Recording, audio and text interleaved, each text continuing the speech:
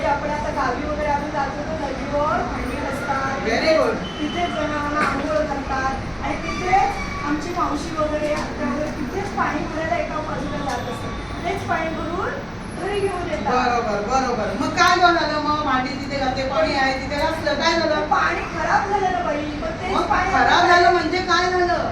मग त्यात रोगजंतू झाले. हा, मग रोगजंतू झाले, मग तेच पाणी आपण प्यायलाही वापरतो. मग काय होणार आहे? आपल्या गाण्यातून काय सांगितलं आपण? पाण्यामध्ये काय पसरणार आहे? जंतू. आणि तेच पाणी आपण प्यायल्यानंतर आपल्याला व्हेरी गुड. छान छान. रिया बस खाली. तू सांग माया, तू सांग. लोक काय करतात? आता आपण रस्त्यावर येताना जाताना बरेच लोक आपण बघतो काय करतात ग? असं म्हणून काय करतात? ते मला माहितीच नव्हतं बाई, ते तंबाखू अशी अशी अशी करतात. अरे वा वा. लाल लाल कोपऱ्यात लाल लाल म्हणजे लाल लाल म्हणजे काय करतात? अरे वा. काय करतात? तू पाहिलं नाही? पाहिले हो, अशी, अशी हा. तशी पिचकारी पिचकारी टाकतात आजूबाजूला सगळीकडे पचक थुंकतात. हो. मग काय चांगलं आहे ना? सुकून जातं ना ते चुकलं, काय फरक पडतो? नाही तुला नाही काय बाई, वाटतं? ते मला बरं वाटत आवडत नाही, दिसत नाही.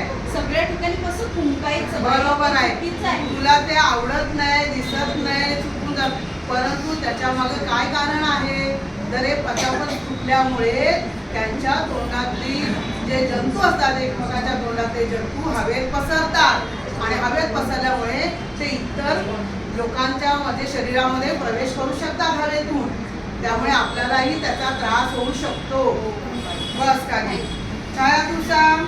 आपण वर्गामध्ये आता मध्यान्ह भोजन असतं, कधी कधी आपल्याला केळी मिळते, हो की नाही? मग मुलं तुम्ही केळी खाता आणि मग काय करता? मी बघितलंय, निरीक्षण केलंय, सालं टाकतात तिथे, इथे तिथे टाकून देता.